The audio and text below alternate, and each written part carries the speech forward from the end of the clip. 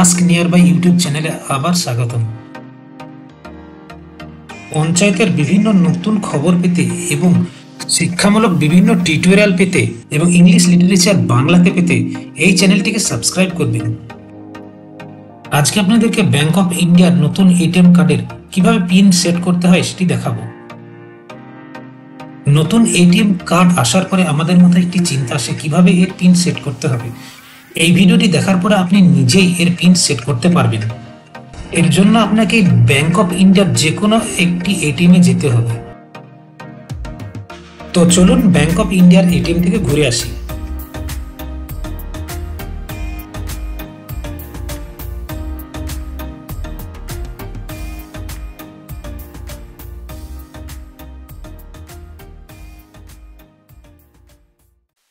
তো দেখুন এটিএম এর মধ্যে চলে এসেছি। এটিএম এর কার্ডটিও ঢোকানো হয়েছে। এরপরে আমাদেরকে ভাষা নির্বাচন করতে হবে। আমি ইংলিশ ভাষা সিলেক্ট করছি। এরপরে 2 নম্বর অপশনটি অর্থাৎ গ্রিন পিন অপশনটি সিলেক্ট করতে হবে।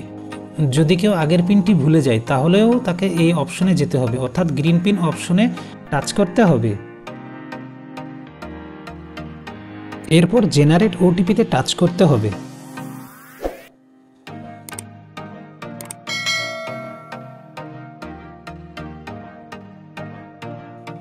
দেখুন ওটিপি জেনারেট হয়ে গিয়েছে। ব্যাংক অ্যাকাউন্টের সঙ্গে যে মোবাইলটি লিঙ্ক আছে সেখানেই ওটিপিটি যাবে। এরপর এটিএম কার্ডটিকে বের করে নিতে হবে। এখন এটিএম কার্ডটি আবার স্লটের মধ্যে ঢোকাতে হবে। এরপর ভাষা নির্বাচন করতে হবে। এরপর আবার 2 নম্বর অপশনটি অর্থাৎ গ্রিন পিনে টাচ করতে হবে। এরপর ভ্যালিডেট ওটিপিতে টাচ করতে হবে।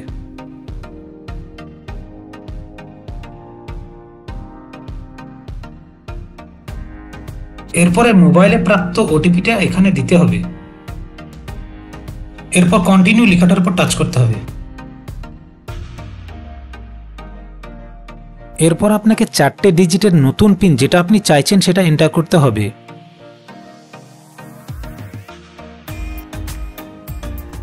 এখন নতুন পিনটিকে আবার কনফার্ম করতে হবে।